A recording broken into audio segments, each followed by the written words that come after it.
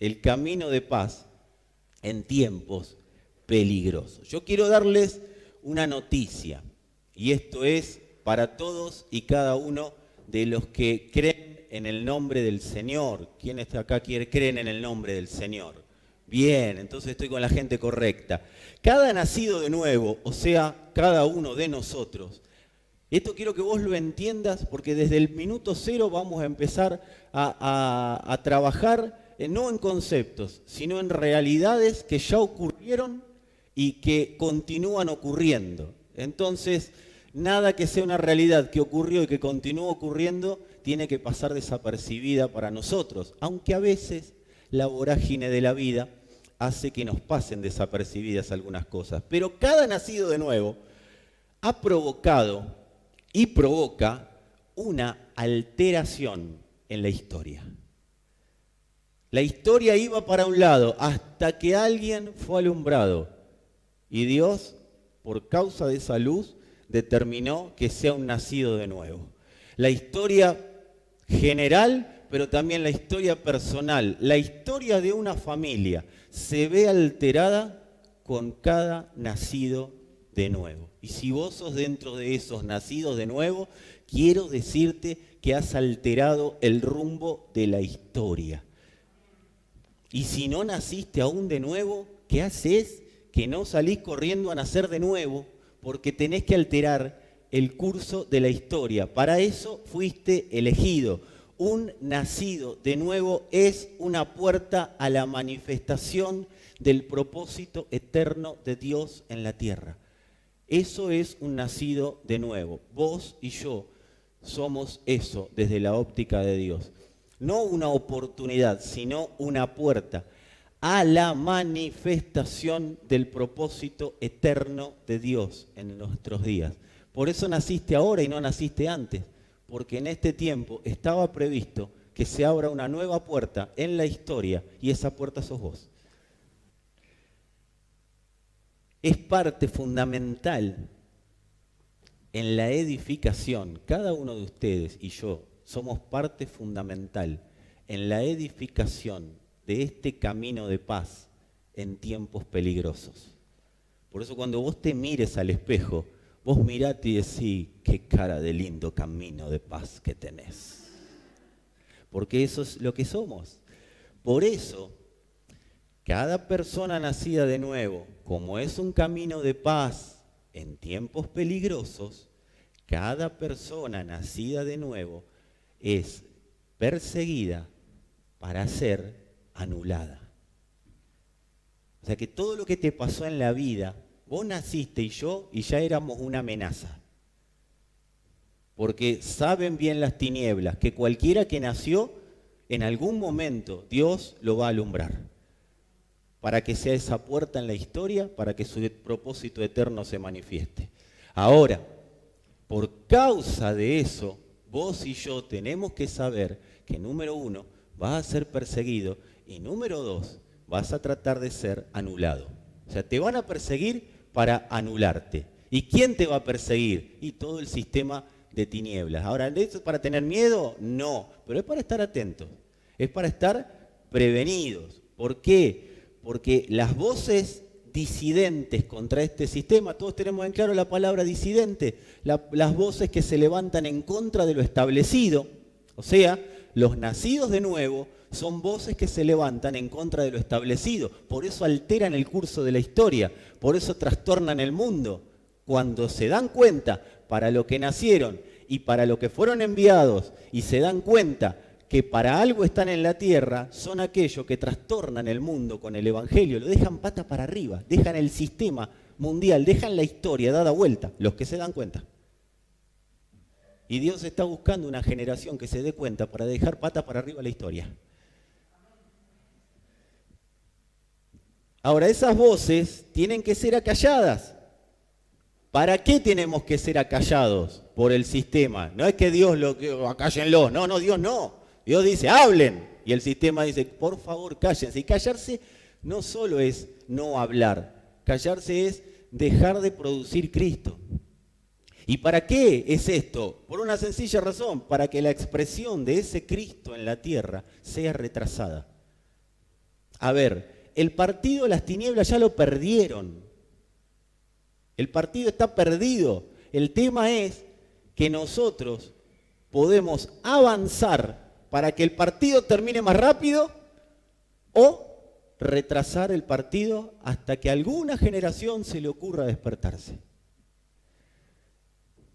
La persecución de la que hablamos no es que va a venir, quizás pasa, no creo que ya pase, porque al sistema no le conviene. Ya se dio cuenta que persiguiendo genera mayor confrontación y hay mayor expresión de Cristo. Ha buscado otros métodos y uno de ellos es que se persigue a través de palabras soltadas. Esas palabras las habíamos definido el viernes como palabras leudantes. Entonces son palabras que conectan, persiguen y conectan con lo que está dentro de cada persona. Y eso lo que hace es detenerla, frenarla. ¿Sí? Estoy repitiendo algo de lo que dijimos el viernes. Los que no lo vieron, véanlo porque les va a servir. ¿Qué ocurre? Que mientras Cristo es formado en nosotros, esa levadura no encuentra una masa para conectar. Esa persecución no se puede llevar a la práctica, o sea, se puede llevar la persecución, lo que no se puede es anular y callar la voz del que está ahí, de esa persona, porque la masa, cuando está Cristo, la masa se desvanece y la única masa que queda es Cristo mismo y es leudada por la voz del Espíritu. Lo de afuera no puede conectar con el Cristo que está dentro. Las tinieblas van a hacer todo lo posible para recobrar a ese nacido de nuevo. Ese que nació de nuevo y que es una amenaza a través de la persecución, mediante las palabras soltadas, el intento de anularlo es en función de recuperarlo para que deje de ser una amenaza y vuelva a ser un corderito tranquilo que se quede en su casa o que se quede sin hacer nada en función del propósito eterno de Dios. ¿Qué van a hacer? Buscarán que lo que empezó no continúe. Todos nosotros en algún momento, los nacidos de nuevo, hemos recibido como una especie de electroshock. ¿Viste una mesa en un electroshock? Yo nunca estuve en una mesa de electroshock, pero sí vi películas, ¿sí? O las series estas de los hospitales. Y vos ves que lo primero que hace la persona, ¿o no? ¿Sí? A ver, ¿alguno vio una serie como yo? O estuvo en un quirófano capaz y nos puede explicar un poquito mejor. Pero por eso, ¿viste? El electroshock es por eso es shock. Ahí cuando el Señor dice, el que esté muerto vivirá. ¿Sí? Ahí vive la persona. Y toda persona que se despierta de nuevo a la vida, ¿qué quiere hacer? Vivir. Los que se volvieron, esos que famosos que volvieron, a partir de ahora yo voy a empezar a vivir distinto, ¿no? ¿Sí? ¿Por qué? Porque ahora, ¿qué van a hacer las tinieblas cuando nosotros somos despertados a la vida del Espíritu? Van a trabajar para que eso que se despertó se vuelva a dormir. Y son muy astutas, porque van a usar una masa que ya está en nosotros para leudarla. Y esa masa es la religión. No hay nada más sencillo para las tinieblas que apagar el fuego del Espíritu de Dios, que es la resurrección, el Espíritu de resurrección que nosotros recibimos cuando Cristo viene a morar en nuestro espíritu. No hay nada más efectivo que la religión. La religión es abortiva de la manifestación de la resurrección de Cristo. Y vos y yo fuimos elegidos para hacer en la tierra la manifestación de la resurrección de Cristo. Ahora, ¿qué hace la religión? Poco a poco va a ir apagando la potencia de la resurrección. Eso va a hacer la religión. Y no la religión del que está predicando en un púlpito. Ese hace que hagan palabras que conecten.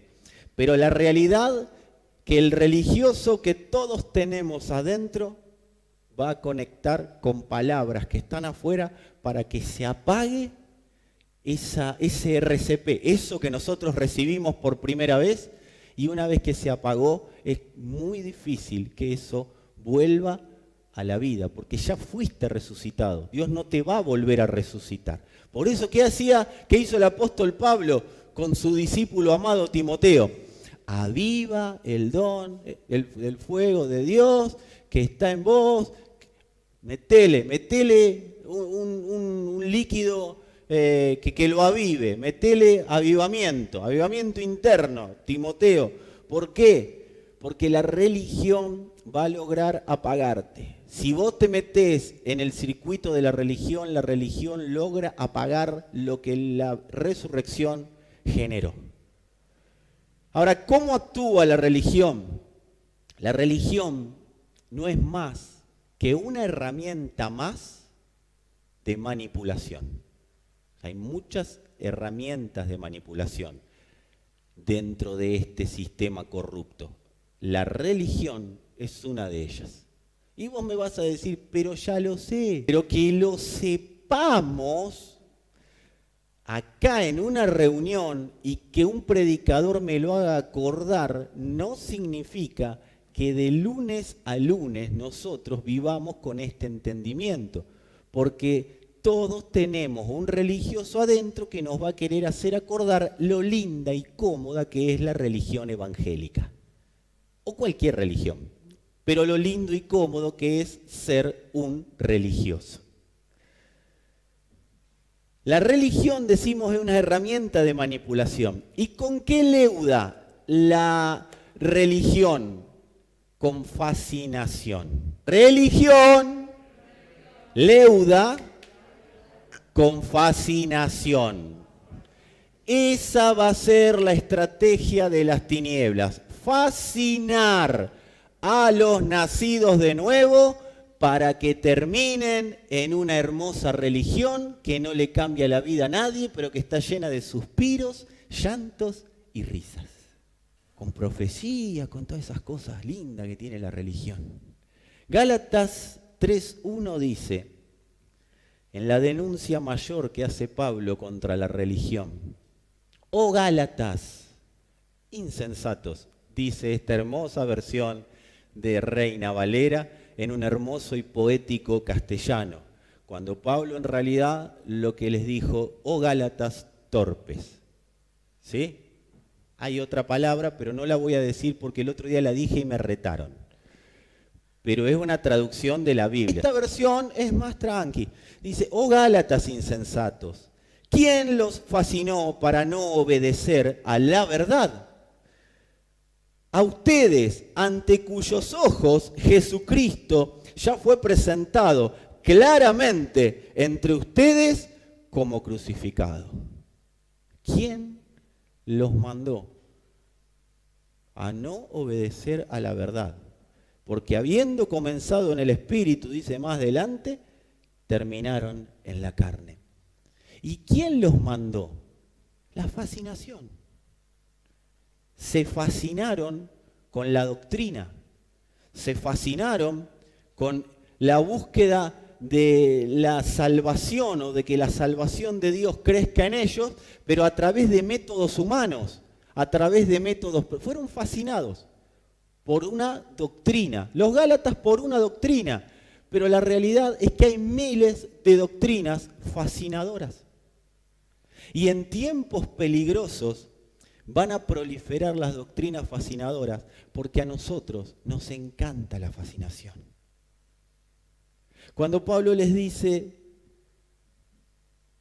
¿quién los fascinó? Dice, ¿quién los hechizó? O, como varias veces hemos comentado, ¿quién los narcotizó? Porque los hechiceros de esa época lo que hacían para sus rituales era narcotizar a la gente, ¿sí? Darle alguna droga. ¿Me siguen? Entonces la persona agarraba del espíritu, pero ¿viste? No era el espíritu. ¿Sí? Entonces, ¿quién los narcotizó? Para no obedecer a la verdad. Fascinación es una, y aquí los que están anotando, anótenlo, fascinación es una herramienta de las tinieblas utilizada para reemplazar al Espíritu Santo. Por eso, siempre hay que estar atentos a la verdad, a la voz del Espíritu, no a la voz de los ruidos. Dice que estaba el profeta Elías en la cueva y lo esperaba a Dios en un torbellino. Ahí viene Dios, se venía el tornado, viene Dios, y Dios no estaba. Viene el huracán, viene Dios. Dios no estaba. Viene la tormenta, mirá los rayos, los truenos. Dios no estaba. Y dice que Dios apareció. Dice en un silbo apacible, tranquilo. Porque Elías estaba acostumbrado, dice que era el profeta de fuego. Él estaba acostumbrado. ¡Ey! Era un personaje de Marvel ya Elías en esa época. Otra que el Capitán América, ¿sí? Venía fuego, venía, se quemaba uno, mataba a uno, mataba a otro, era un loco bárbaro. Eliseo aprendió lo mismo, pero dice que cuando Elías estaba ahí esperando la fascinación, le apareció Dios por donde no lo esperaba. Un silbo apacible, tranquilo, un silbidito. Aquí estoy, le dijo el Señor. Y vamos a lo normal. ¿A cuánto les gusta la magia de los que están acá? Al que diga que no tuvo infancia. ¿Por qué? Porque nos gusta la fascinación. Estamos ahí, wow, qué lindo, lo fascinante. Ahora, la fascinación es una herramienta que reemplaza al Espíritu Santo. Por eso tenemos que estar muy atentos a la voz del Espíritu en tiempos peligrosos. No todos los espíritus son de Dios, aunque sean parecidos. Tengo base bíblica y la voy a leer en un ratito, tengan paz. La manipulación que reemplaza al espíritu tiene muchos formatos. Algunos los describimos recién. Fuego, llanto, profecía. ¿Saben cómo empieza una profecía manipuladora? ¿Quieren saber? ¿Quieren o no quieren? ¿Sí? Una profecía manipuladora es: yo sé dónde estabas tú el 25 de abril de 1984. Y yo te vi en el vientre de tu madre. Y luego lo que te ocurrió fue que durante años fuiste un niño que le ocurrió muchas cosas en la vida, un niño quizás maltratado. Claro, si el diablo sabe tu pasado. Pero como nos paramos ahí y arrancamos después. Y yo te declaro, dice el Señor, que a partir de hoy serás. Y claro, le va a creer si ya te dijo todo tu pasado. ¿Sabés lo que hace eso? Poner lo que se llama una venda mágica. Está en la escritura, no es Copperfield, este es de verdad. Y la venda mágica lo que hace es anular a partir de ese momento toda palabra de Dios que venga sobre tu vida. Todo lo que Dios quiera hablar, la venda mágica va a ser el filtro. Entonces te va a tener atado. No digo que Dios no pueda profetizar así. Digo que tengo que discernir el espíritu con que se me habla. ¿Y dónde lo discierno? Si la profecía a mí no me encaja en el cuerpo de Cristo, la profecía es de hombre, para hombre. No me miren así. Es un año de pisar algunos púlpitos. Otra manera que utiliza es con legalismo, con liberación. Acá vamos a desenmascarar, me voy a meter en problemas, ¿sí? Pero como hablo yo, me van a perseguir a mí nada más. Hay muchos espíritus que suelen esconderse. Hacen como que se van, pero no se fueron nada.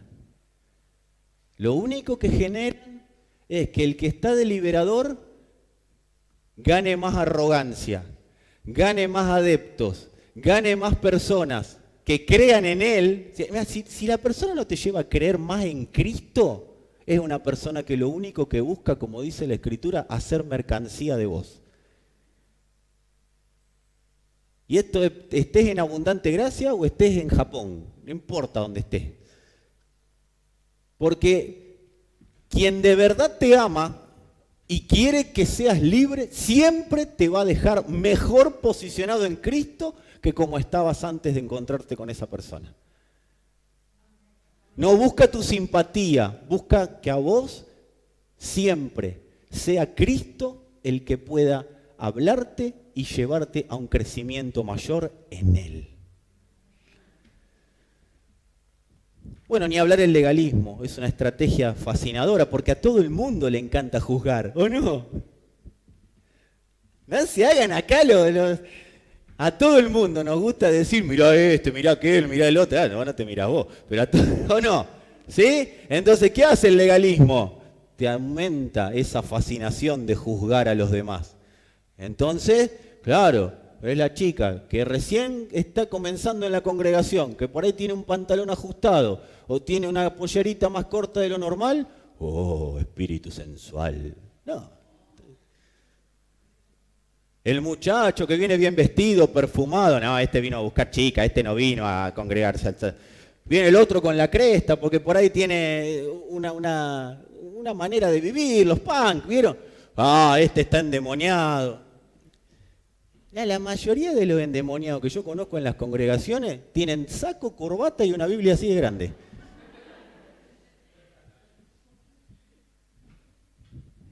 No lo edites.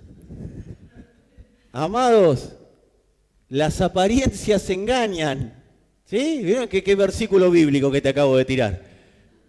Pero la fascinación del legalismo, tener una Biblia para retar a los demás, eso me posiciona, me pone por encima del resto y a mí me gusta estar encima de los demás.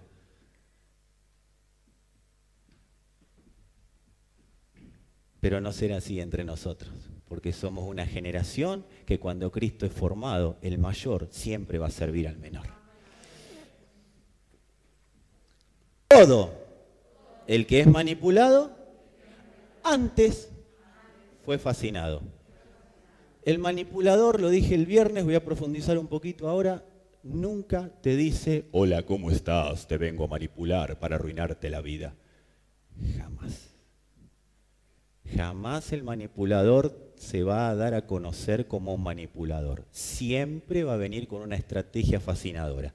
Habitualmente el manipulador es esa persona o porque la realidad es una masa que leuda dentro de él. Es esa persona que es muy educada, muy correcta, muy buena, muy linda, qué buena persona, qué lindo, ay, cómo me ayudó este, cómo me ayuda el otro, y te va llevando, y cuando estás adentro, ¿cuál es el fin del manipulador o de la manipulación? Aislarnos y que cumplamos todos sus objetivos. Que puedas ser la persona que él necesita y no la persona que Dios diseñó que seas. Eso es lo que hace la manipulación, pero siempre entra por fascinación. Y nosotros somos tan susceptibles a la fascinación. Y más en estos tiempos peligrosos, que está soltado esto. Son tiempos muy peligrosos. Fascinación siempre saca a Dios de la escena, lo reemplaza y pone al hombre y sus necesidades. Y después pone a Dios.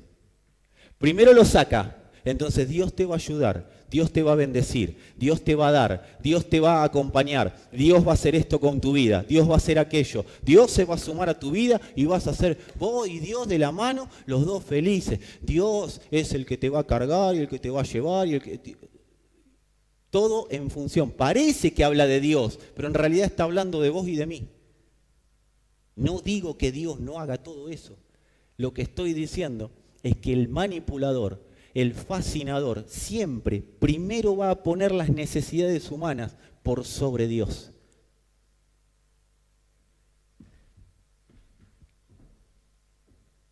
Fascinación, por esto que les acabo de decir, tiene un gran aliado en nosotros. ¿Y cuál es ese aliado que tiene la fascinación? Y la necesidad de resolver los problemas lo antes posible. Entonces te encontrás con un Dios que en 15 minutos te llega el maletín con $1.000.000. Ahora, ¿qué empieza a hacer el fascinador? Cuando no llega lo que Dios dijo que iba a llegar, ahí empieza a mostrar las garras. Primera garra, primer golpe que pega el fascinador. Y lo que pasa es que hay que aumentar la fe. Vos orás poco. Vos tenés que ayunar más. Vos tenés que... a ver, mostrame los pecados. Por eso Dios no te bendice. Todo eso. Son dos piñas. Lo que pasa es que no las ves porque son espirituales. Parecen del espíritu.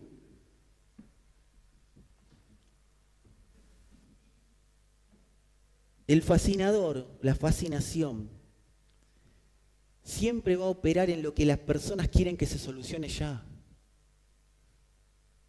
Siempre, siempre. Vos necesitás una solución. Alguien que se deja manipular no es porque es una mala persona, es porque necesita una solución. Necesita algo rápido, algo para sus emociones, algo para su salud, algo para su finanza, algo para su familia, algo, necesito algo. Y viene este espíritu, ¿y qué hace? Te devasta. Por eso es ladrón. La religión es ladrón, hurtador. Vino a robar, hurtar y destruir. Eso hace la religión. Te manipula y después te roba todo. Por eso, siempre, amados, siempre desconfía del Dios cigarrillo. ¿Cómo es el Dios cigarrillo? Te tienen que preguntar, ¿cómo es el Dios cigarrillo? Por eso nos manipulan tan fácil, porque ustedes se quedan con lo primero que les dicen. ¿Cómo es el Dios cigarrillo? Es el que te calma los nervios. Ese es el Dios cigarrillo, el que es amigo mío. Yo no fumé en mi vida, pero tengo amigos fumadores. Y todo me decía, el cigarrillo es una compañía. ¿O no? No es el amigo. No es el Dios cigarrillo. El Dios cigarrillo siempre va a ser el fiel amigo mío. Dios es fiel porque es mi amigo del alma. Dios es bueno porque me tranquiliza. Me leo el Salmo, mi vida es un desastre. El tipo un descontrol en su vida, pero se lee el Salmo 23. Jehová es mi pastor y nada me faltará. Camino de delicados pastos, Él me hará descansar. Confortará mi alma. Me guiará por senda de justicia. Ahí se toma la pastillita, el clonazepam espiritual. Ya pasé de cigarrillo a clonazepam. Vamos a parar acá porque si no nos vamos a ir a otro lado. Pero es lo que pasaba con los Gálatas. Tenían en un momento el Dios cigarrillo, el Dios clonazepam, le calmaba los nervios. Y Dios no es ninguno de estos. Fascinación es el arma de mayor influencia en tiempos peligrosos. Yo te estoy hablando de lo que pasa en las congregaciones porque es lo que manejamos todo. Pero salí un poquito de la puerta y tenés el político que te dice, y vamos a tener, y todos vamos a comer asado. ¿Ah? ¿Sí? Y van y lo votan. Y después el asado no viene. ¿Saben por qué no viene el asado? Porque la culpa es del otro, que nos dejó la heladera vacía. Fascinación. Fascinación. Yo hago estas cosas, después me miro y me quedo fascinado de no puedo hacer eso. Segunda de Timoteo 3, 1 al 9, el apóstol Pablo le habla a Timoteo sobre los tiempos peligrosos y le dice, también debes saber esto, que en los postreros días vendrán tiempos peligrosos, porque habrá hombres amadores de sí mismos. Ahora vamos a pasar lista, ¿sí? Habrá hombres amadores de sí mismos, avaros, vanagloriosos, soberbios, blasfemos, desobedientes a los padres, ingratos, impíos, sin afecto natural, implacables, calumniadores, intemperantes, crueles, aborrecedores de lo bueno, traidores, impetuosos, infatuados, después búsquenlo en el diccionario porque si no estamos hasta mañana, amadores de los deleites más que de Dios, que tendrán apariencia de piedad, pero negarán la eficacia de ella. Y Pablo es claro con Timoteo, le dice, a estos evita, porque de estos son, o sea, de estos, de los discípulos de estos, son los que se meten en las casas y llevan cautivas a las mujercillas, cargadas de pecados, arrastradas por diversas concupiscencias. Acuérdense que la Biblia no distingue varón de mujer cuando habla. ¿Sí? Son manifestaciones del alma. Cuando está hablando de mujercillas, son personas que nunca, como más adelante dice, llegan al conocimiento de la verdad, andan buscando escuchar millones de verdades por todos lados, pero nunca profundizan en nada. Estas siempre están aprendiendo. Ya dije más adelante como si vendría mañana. Y nunca pueden llegar al conocimiento de la verdad.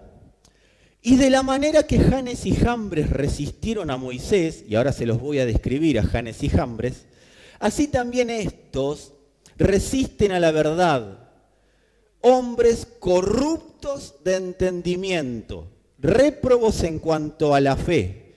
Pero Pablo le dice a Timoteo y a nosotros una excelente noticia, mas no irá más adelante, porque su insensatez será manifiesta a todos, como también lo fue la de aquellos. Cuando dice aquellos, está hablando de Janes y Jambres.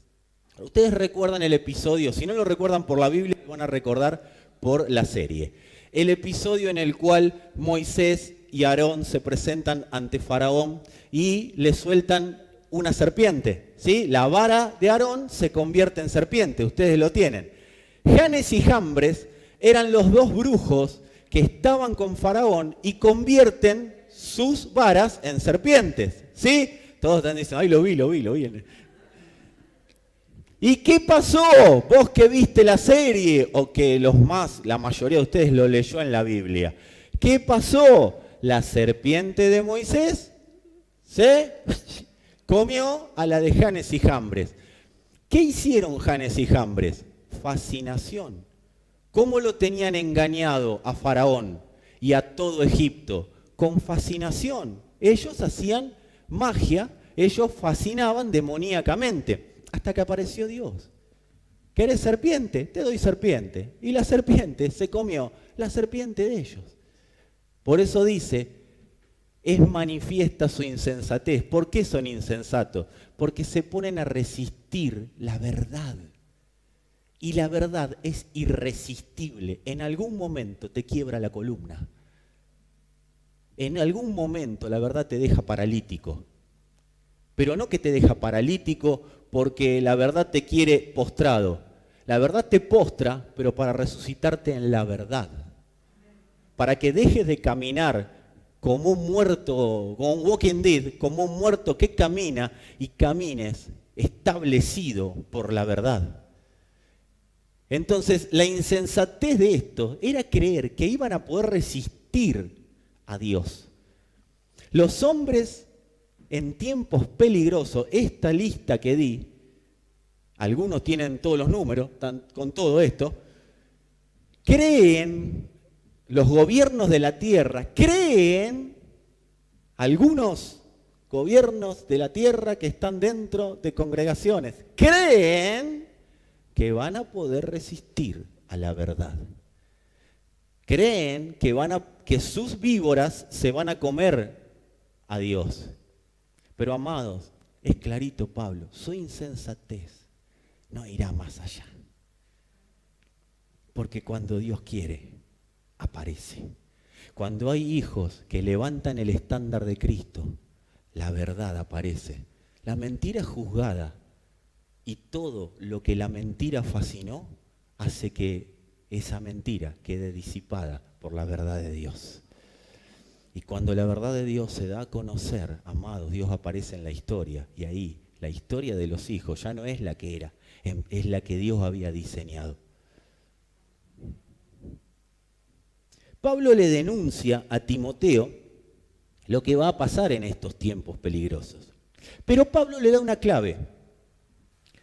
Le dice en el versículo que sigue, pero tú has seguido mi doctrina, propósito, conducta, fe, longanimidad, eso significa que se sostuvo en el tiempo, amor, paciencia, persecuciones, padecimientos, como los que me sobrevinieron en Antioquía, en Ícono, en Listra, persecuciones que he sufrido y de todas me ha librado el Señor. Amados, si está en persecución por causa de la palabra, de todas nos librará el Señor.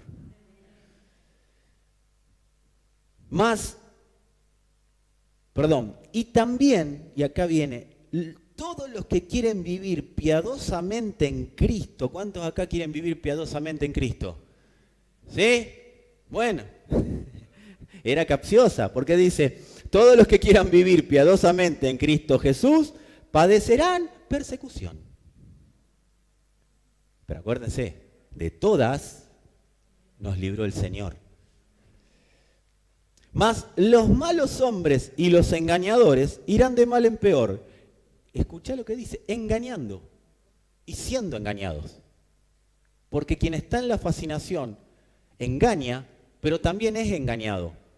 Porque está presto, o está expuesto, mejor dicho, a espíritus engañadores que se disfrazan de la verdad. Por eso dice la Escritura, aún los escogidos serán engañados. Porque los escogidos, ¿cómo van a ser engañados?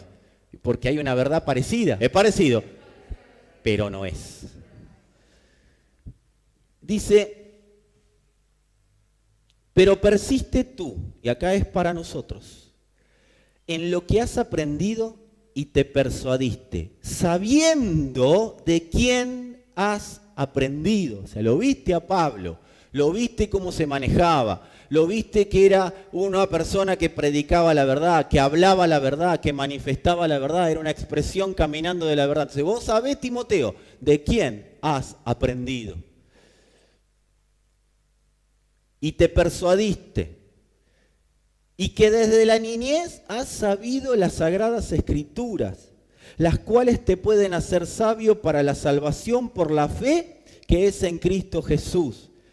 Toda la escritura es inspirada por Dios y útil para enseñar, para redarguir, para corregir, para instruir en justicia, a fin de que el hombre de Dios sea perfecto, enteramente preparado para toda buena obra. ¿Saben cuál es la clave que Pablo está diciendo sin decirlo? Porque si ustedes buscan el contexto general lo van a encontrar. Pablo lo que está diciéndole a Timoteo, te doy la clave para escaparte de los manipuladores fascinadores de los tiempos peligrosos. Y es que seas un buen discípulo. ¿Querés escaparte de la manipulación? Sé un buen discípulo de Jesucristo. Nuestra única salida, nuestro único escape de la manipulación de este sistema gobernante fascinador es estar refugiados en la mente de Cristo. Y la mente de Cristo, amados, solamente opera en su iglesia. La mente de Cristo no fue dada a cristianitos evangélicos individuales. La mente de Cristo nos fue entregada, porque Cristo es la mente de Cristo también, nos fue entregada para ser únicamente operativa cuando yo me dedico, por la revelación del Espíritu, a construir la iglesia del Señor. Es en el único lugar que funciona la mente de Cristo y que me hace estar alerta de cualquier tipo de manipulación. Porque en la mente de Cristo están los pensamientos de Dios. Y en los pensamientos de Dios que yo medito, me van a tener entretenido. Entonces cualquier cosa que venga en contra de esos pensamientos, yo la voy a discernir.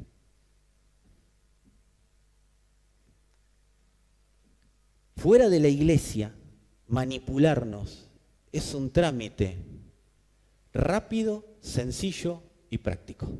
Un poquito de palabrita levadura y la masa leuda. Un poquito, 3 pases mágicos de fascinación y todos quedamos fascinados. ¿Sabes por qué? Porque cuando estoy fuera de la iglesia, le estoy diciendo al sistema, vos sos mi cabeza. Por eso es fácil manipular a alguien que está fuera de la construcción del cuerpo de Cristo. ¿Puedo estar en una congregación sin estar en la iglesia? ¿Puedo? Sí. Puedo estar en una congregación sin estar en la iglesia. ¿Y por qué? Porque la iglesia de Jesucristo está compuesta únicamente por discípulos. La iglesia de Jesucristo está compuesta por discípulos, no por personas que van a la iglesia, no por personas que se congregan. La iglesia del Señor únicamente es compuesta por discípulos. Los discípulos son aquellos que tienen la posibilidad de construir en la iglesia de Dios. Toda persona que no toma la determinación de ser discípulo es un hermanito que se congrega, pero todavía es susceptible a cualquier tipo de manipulación. Si no soy discípulo, me puedo congregar, pero quedo afuera de la iglesia.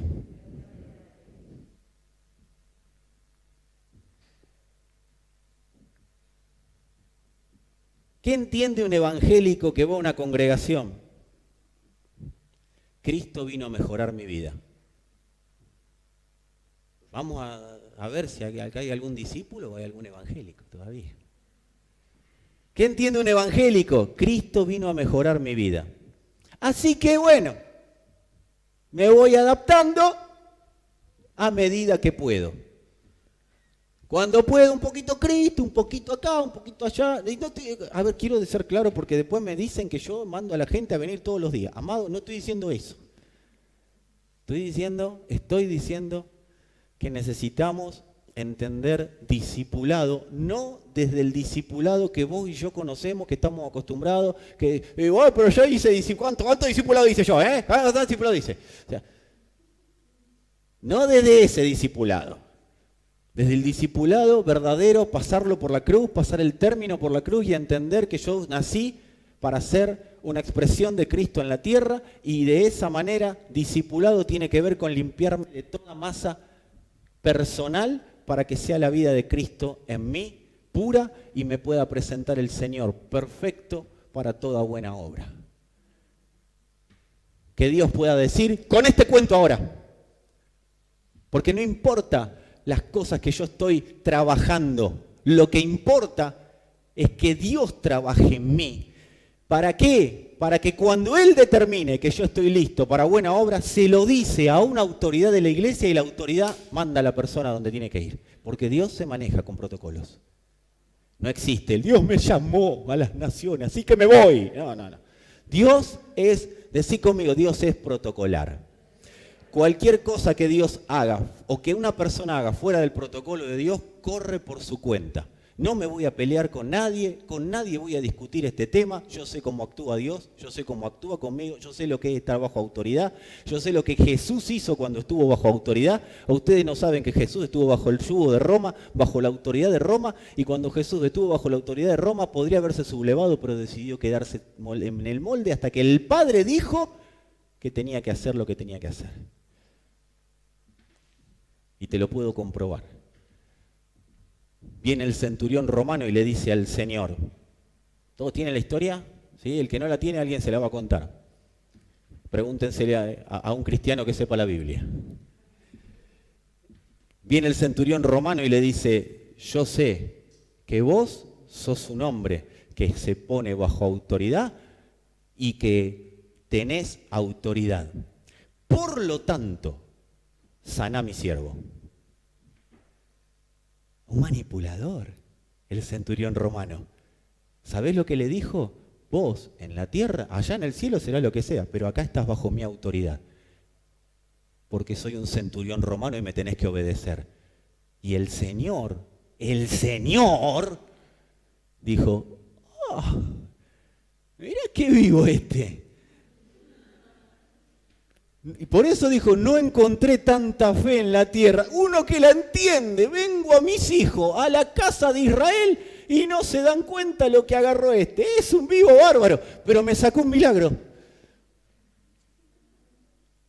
Y le dijo, así que decí la palabra, y mi siervo va a sanar. Y lo tuvo que decir, porque si no moría antes de tiempo. Porque era un centurión romano y al centurión romano había que obedecerlo. Mirá lo que es el concepto de autoridad que manejaba el Señor. A él no le importó ponerse por debajo. Él no tuvo, él era Dios. Dios haciéndole caso a un romano que así le hacía, lo volaba. Porque él le dijo a Pilato en un momento, ¿vos qué te crees? ¿Que yo no tengo autoridad para que si quiero mi padre manda legiones de ángeles y te queman a vos, y Roma, no existe más nada acá? Pero no lo puedo hacer porque no me mandó mi padre. El Señor se manejaba con protocolo. Vayan al aposento alto y se quedan ahí hasta que yo vuelva. Y claro, si se había sujetado al centurión romano en la tierra, ¿cómo los discípulos no le iban a obedecer? Ahora, ¿de quiénes eligieron el reemplazante de Judas? Y de los que estaban, no del que no estaba. Cuando estaba listo el asunto, no es que vino uno y dijo, che, ¿ya están para elegir el reemplazante? ¿Cuándo? Más o menos, ¿cuándo? ¿Mañana? ¿Pasado 15 días? Listo, vuelvo. No, estaban todos ahí. Y cuando fue el tiempo de los que estaban con molestia, con problemas, con lo que sea, pero de los que estaban, eligió uno. ¿Me siguen? Protocolo de Dios es el que conocen los discípulos. Saben cómo, cuándo y dónde, porque Dios los capacita para eso. Un discípulo de Cristo sabe el cómo, cuándo y dónde de Dios, porque a ese sí le habla el Espíritu Santo. Porque está determinado a hacer la voluntad de Dios cuando Dios quiera y no cuando Él tenga ganas. Entonces cuando va, hay impacto en la tierra. Cuando va un discípulo, se abre un portal del cielo.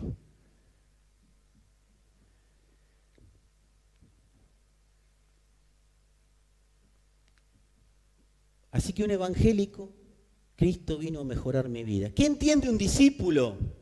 Un discípulo entiende que estaba muerto y que su vida comenzó cuando Dios, por gracia, por voluntad de Él, por amor, decidió darse a conocer a esa persona. Dios lo rescató y Él lo sabe. El discípulo automáticamente, vos querés ser un buen discípulo. Mira, amado, hay gente que se va a tener que entregar a Cristo de nuevo. Y no importa. Porque si Él no le importó sacarse la pilcha de Dios para hacerse hombre, a mí qué me importa decir, Señor, yo me entrego de vuelta a vos. Mira, no entendí nada, pero ahora empiezo de nuevo. Y Dios dice, bien, vamos, ahora empezamos a edificarte para ser un buen discípulo mío. Porque el discípulo sabe que su vida no le pertenece. Su vida es del que lo resucitó. ¿Y sabe por qué lo entiende el discípulo? Porque se da cuenta que antes de resucitarlo, ¿sabe lo que compró Dios? Dios compró gente muerta. Y el discípulo sabe que Dios lo compró muerto. Lo sacó del lugar donde estaba muerto y lo resucitó. Y le dio vida juntamente con Él. Cristo no murió por mí, Cristo me mató a mí, con la intención de resucitarme. Pero su sangre fue el precio con el que me compró. Un discípulo puede tener errores, puede caerse, puede pecar, puede hacer cosas que a veces no están dentro de los parámetros normales de una persona que se dice cristiano. Pero ¿sabe lo que sabe un discípulo? Que su vida no es de él y que está siendo preparado para que cuando el Señor de su vida determine, esa persona sea la explosión en la tierra de lo que Él diseñó que tenía que ser. ¿Y sabes qué? Al discípulo es al que Dios lo sustenta con su palabra. Dios no sustenta a todos con su palabra, Dios sustenta al discípulo. El discípulo es aquel que no se va a ganar el pan con el sudor de su frente. El discípulo es aquel en el cual la palabra obra y funciona de tal manera que lo que Dios necesita que ese discípulo tenga de recursos, esa persona lo tiene. Decile al de al lado, ayúdame a predicar. Si sos discípulo, tu vida no te pertenece. ¿Se puede ser salvo sin ser discípulo? Sí, pero la salvación queda en el electroshock.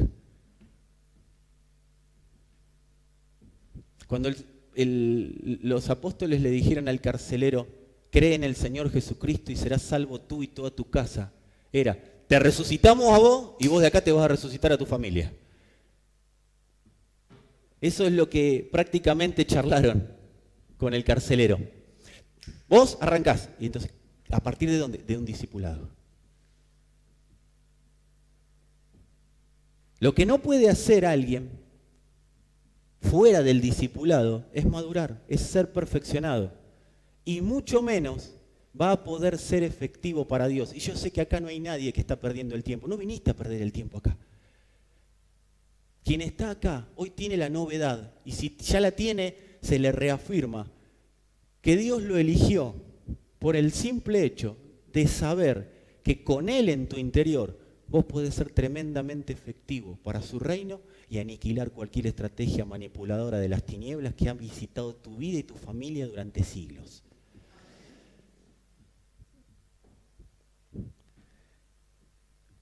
¿Por qué no puede ser efectivo para Dios?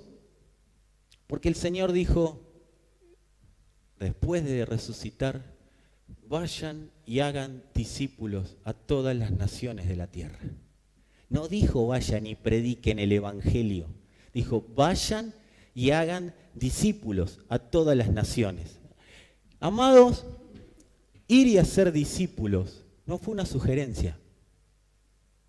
Che, ¿les parece? Fíjense, ir y hacer discípulos fue un mandato. Es un mandato con sonido eterno, es una orden.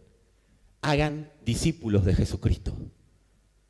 Hagan discípulos de Jesucristo. Dios no nos mandó a ser buenos cristianitos, dar testimonio, y qué lindo que me va en la vida, y bueno, Dios me dio la posibilidad de cumplir mi sueño. No, amado, Dios te mandó a ser discípulos de Jesucristo. Y a mí que recién empiezo, sí, lamentablemente viniste a la reunión esta.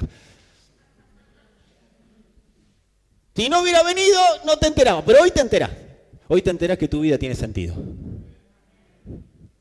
Y que no vas a operar más en un espíritu manipulado. Vas a operar en un espíritu vivo, eficaz. En un espíritu. ¿Sabes por qué la palabra dice la palabra es viva y eficaz? ¿Sabés lo que está diciendo? Vos también sos vivo y eficaz. ¿Qué es vivo y eficaz? En constante vida, en constante expansión.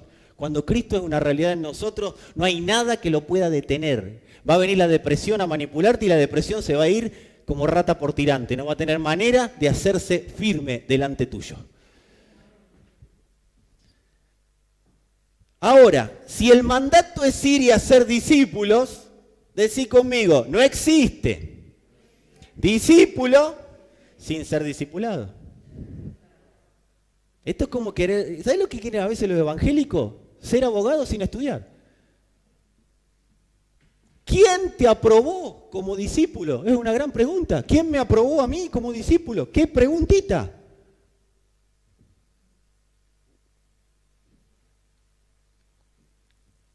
Hacer discípulos, pretender hacer discípulos sin ser discipulado es un misterio que solo Adán puede resolver. No puedo entender a alguien que te diga que está siendo discípulo. Amado, esto es muy finito. Si vos te pones a compartir en Facebook un versículo bíblico, vos ya te estás declarando discipulador. Ahora la pregunta es, ¿quién te está discipulando? Porque si estás siendo discipulado, las piñas las recibe tu discipulador. Pero amado, si estás solo, estás vos y tu alma, No creas que porque estás hablando versículos bíblicos tenés el respaldo de Dios, porque eso es una mentira adánica que solo Adán te va a tener que decir por qué te mandó a hacerlo.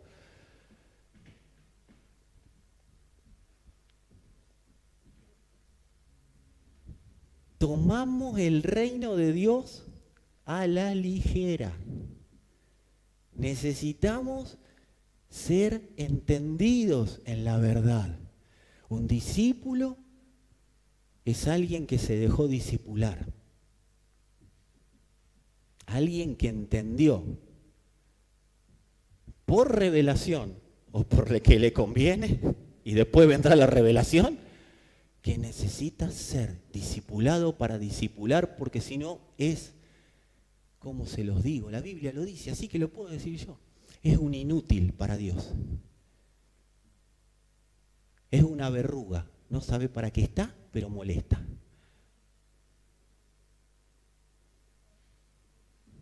¿Nunca tuviste una verruga? Son re molestas. Bueno, eso es alguien que no se deja discipular dentro del cuerpo de Cristo. Cristiano, verruga. Mirá los cristianos que vas conociendo ahora.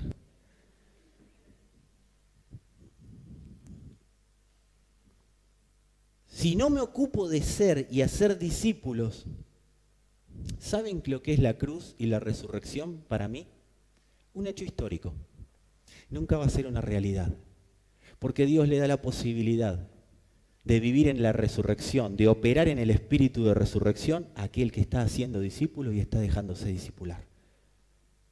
Si no, la cruz siempre va a ser un hecho histórico, que lo pongo en una fotito en Pascua, y resucitó. ¿Y vos? La cruz, el Calvario, la pasión, la causa de Cristo, y la tumba está vacía. ¿Y para vos? ¿Eso es una realidad? Para mí, ¿es una realidad? ¿O vivo amargado como si nunca hubiera pasado?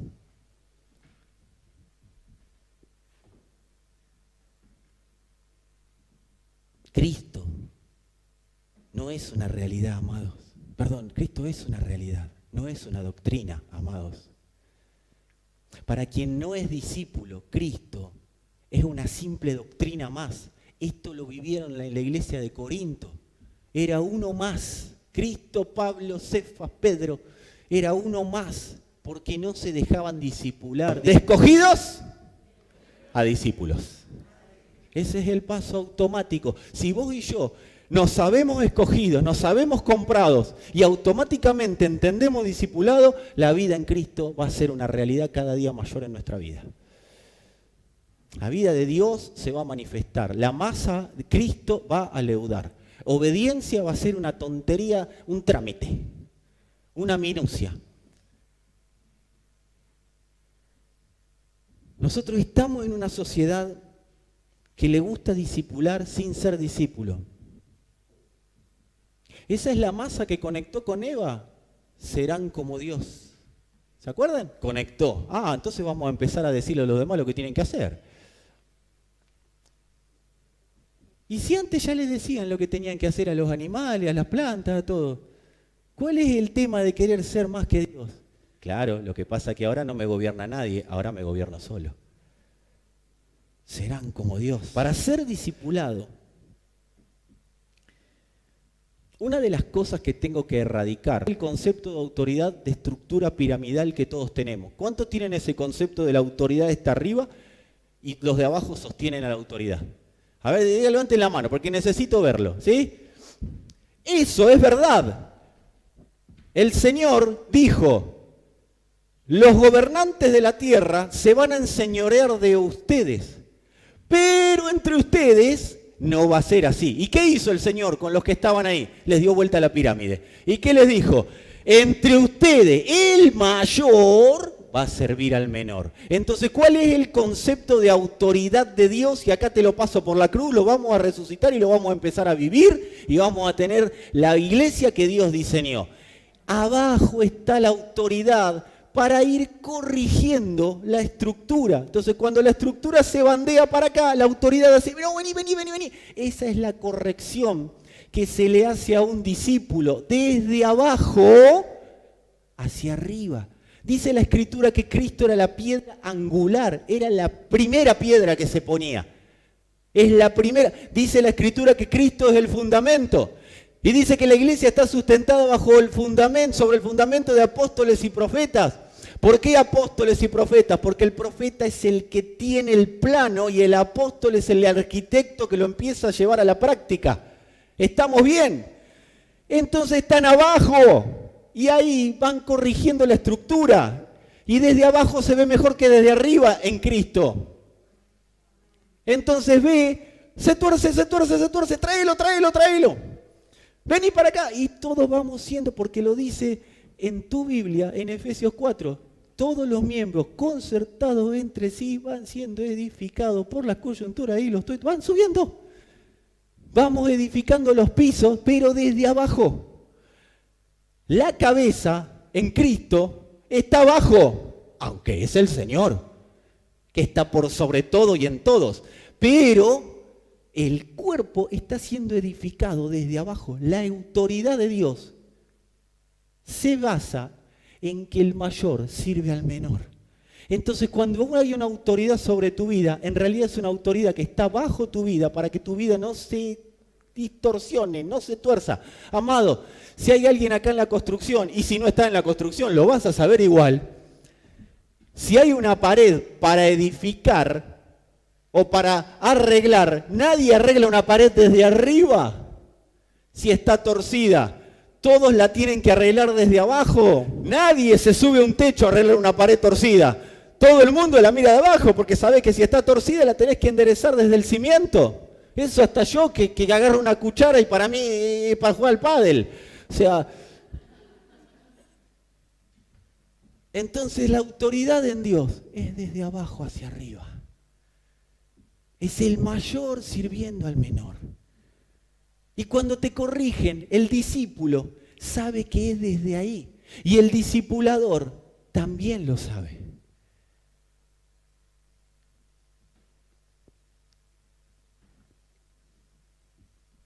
Un discipulador siempre corrige en base a una estructura que se está construyendo. Nunca el discipulador va a construir en base a lo que a él le gustaría. Ese es un manipulador, pero el discipulador en Cristo siempre te va a llevar a construir de acuerdo a la estructura que Dios necesita construir. Entonces cuando te estés torciendo, te va a enderezar conforme a lo que Dios habló, a lo que Dios necesita, y no conforme a lo que a Él le gustaría que vos seas. Y el discípulo también entiende la corrección desde ese lugar. Entonces síganme acá que ya termino. El discípulo, al entender que la corrección es en función de una estructura, de una construcción de Dios, ¿qué hace el discípulo? No me van a poder manipular, porque hay que ver si me está llevando para su terreno o me está llevando para lo que Dios está construyendo en la tierra. El discipulador es el que elige al discípulo. El discípulo no puede decir, yo quiero que me elijas. El discípulo puede tener la predisposición, toda la actitud y todas las ganas, pero el que elige es el discipulador. Pablo lo declaró hijo a Timoteo. Timoteo no se declaró hijo de Pablo. Pablo lo declaró hijo a Tito. Tito no se declaró hijo de Pablo. El Señor fue a buscar a los 12. Los 12 no fueron a, hola, ¿cómo te va? Soy discípulo. Y cuando fueron a tratar de ponerse en un lugar que no les correspondía, ¿sabe lo que le dijo el Señor? No, muchachos, ustedes están equivocados. Ustedes están con el gobierno de la tierra en la cabeza. Yo elijo quiénes van a estar conmigo. No estoy hablando de mí, estoy hablando del Señor. El Señor elige los materiales. El Señor va eligiendo. Por eso tenés que saber, amado, amada, que si estás acá es porque el Señor te eligió como un material para edificar su iglesia. Si te alumbró con su palabra, aunque haya sido así de chiquitita la luz, automáticamente ya te escogió como un discípulo. Está en vos y en mí, después de terminar, serlo o no. Pero ese es para otro capítulo y otra conversación. Pero Él ya eligió. Porque el Señor elige a los suyos. Por eso es por gracia, no es por mérito, no es por todo lo bueno que hicimos en la vida o todo lo malo que hicimos en la vida y bueno, era la porquería, alguien me dio algún poquito de importancia. No, amado, es por gracia. Por eso no hay nadie más importante que otro en el reino. Pero sí, hay discípulos y discipuladores que se van formando entre sí. Porque el discípulo también es importante para el discipulado del discipulador. Miren qué versito. El discípulo y el discipulador salieron a discipular. ¿Cuántos discípulos hicieron el discípulo y el discipulador? ¿Cuántos? Un discípulo es entrenado en 3 aspectos clave. ¿Cuántos? Bien, 3 aspectos clave. Número 1, obediencia. Si alguien quiere ser discípulo del Señor, el Señor lo va a entrenar en obediencia. Número 2, madurez. Porque obediencia y madurez son las 2 vías del mismo tren, que es el perfeccionamiento de los santos. Es Cristo creciendo en nosotros. Y número 3, militancia. Hablamos hace poco de la militancia y hoy no lo voy a desarrollar mucho. Pero un discípulo va a ser entrenado en estas 3 cosas. ¿Por qué? Porque obediencia establece posiciones de juicio de Dios ante las tinieblas. ¿Por qué hace esto la obediencia? Porque obediencia hace que Dios transmita en tiempo real donde hay un hijo obediente. ¿La agarraron? Si Dios puede transmitir en tiempo real a través mío a Cristo, eso juzga una posición. Eso avanza una posición. El reino avanza un casillero. ¿Sí? ¿Jugaron el juego de la boca alguna vez? ¿Jugaron? Avanza un casillero. Si Dios puede transmitir en tiempo real a través mío, avanza el reino. Es una posición ganada. Por eso es tan importante ser entrenado en obediencia. Dice que el Señor aprendió obediencia. ¿Para qué? Para que Dios pueda transmitir en tiempo real a través de él. Eso se lo entregó a la iglesia. Maduramos para tener el discernimiento justo y destruir por la palabra revelada palabras soltadas por las tinieblas.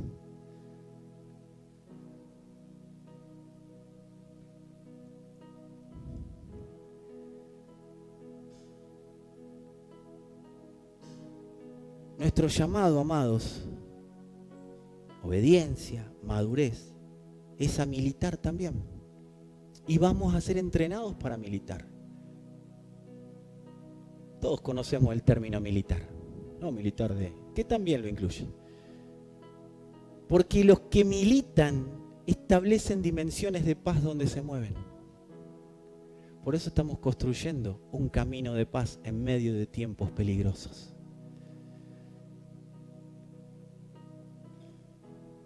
El Señor marcó el camino del discípulo, negarse a sí mismo. Y la verdad que está bueno ser Dios. Mira la pilcha que tengo. Los ángeles me adoran, el Padre está acá al lado mío, estamos bárbaros, el Espíritu obedece, los miro a todos de arriba. No me enrosco mucho con los problemas de la humanidad, me quedo acá como Dios. Pero no, se negó a sí mismo. Dice que tomó forma de hombre y se vino a la tierra, siendo Dios. Marcó el camino del discipulado. Él también fue discípulo del Padre. Él determinó ser discípulo, se despojó de todo lo que tenía para ser discípulo.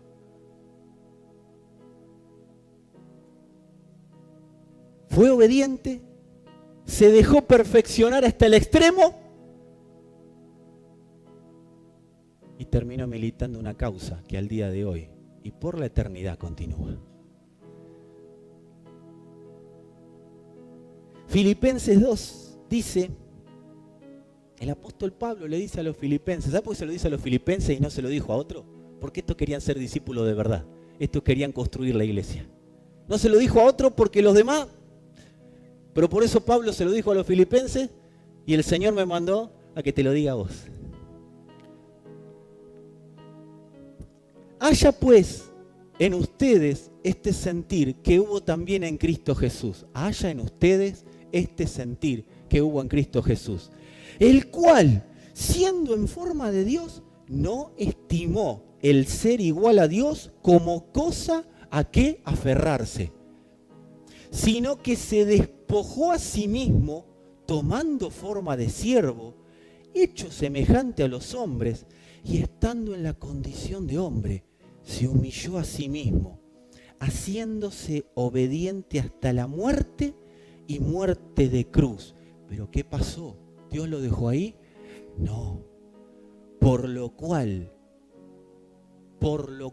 por haber hecho esto, Dios también lo exaltó hasta lo sumo y le dio un nombre que es sobre todo nombre, para que en el nombre de Jesucristo se doble toda rodilla de los que están en los cielos y en la tierra y debajo de la tierra, y toda lengua confiese que Jesucristo es el Señor, para gloria de Dios Padre. Amados, esto no pasa porque andemos a los gritos en Facebook. Esto no pasa porque andemos a los gritos por las calles, gloria a Dios, aleluya, o haciendo recitales evangélicos o campañas evangelísticas. Amado, esto pasa cuando los santos se despojan a sí mismos, se transforman en discípulos y no escatiman su condición de lo que sean en función de que el Padre sea exaltado. Cuando los santos hacen eso, la palabra de Dios gobierna y ahí la verdad gobierna. Amados, todos tenemos un concepto del amor diferente, pero yo te voy a decir cuál es el amor que Dios nos mandó a profesar. Es el amor de discípulo. Porque el discípulo está dispuesto. Amado, amar es estar dispuesto a despojarme de todo lo que sea necesario para que el propósito de Dios sea una realidad en este tiempo, en esta generación y en esta historia. Eso es amar. Cuando yo amo, estoy dispuesto a dejar de ser yo para que alguien sea lo que Dios dijo que sea. El Señor dijo, ¿quién es más importante? ¿El que se sienta a la mesa o el que sirve la mesa? Y los discípulos, nosotros, el mozo no va a ser más importante que nosotros. ¿Saben qué? Acá sí, pero en mi reino yo estoy con ustedes como el que sirve. Por eso después dijo, más bienaventurado es dar que recibir. Porque el que sirve se despoja, pero es un instrumento para que la palabra de Dios sea establecida como una vara que juzgue esta generación. Por eso dice que por él humillarse hasta lo sumo, el Padre, no nosotros por propia voluntad, lo agarró, lo levantó y a partir de ahora todo el mundo va a confesar que este es mi Hijo y que Él es el Señor de la tierra. Amados, un discípulo de Jesucristo es alguien que aprendió a amar, que fue perfeccionado en amor, porque decide construir un camino para los que quizás hasta se lo rechazan, pero él decide seguir construyendo, porque Jesucristo va a ser el Señor aún de los que hoy están rechazando ese camino. Ese es nuestro éxito, trabajar para que la palabra de Dios, para que esta palabra, que toda lengua confiese que Jesucristo es el Señor, sea una realidad en nuestros días. Porque Cristo es la medida de éxito de Dios. ¿Qué es éxito? Cristo. Es la medida de éxito de Dios. Amado, si donde había muerte está Cristo, ya hay éxito. Si en tu corazón había muerte y ahora está Cristo, ya sos un exitoso. Amados, la palabra establecida de Dios en este tiempo, eso es nuestro éxito. Ese es el camino de paz que esta generación necesita. En tiempos tan, pero tan peligrosos.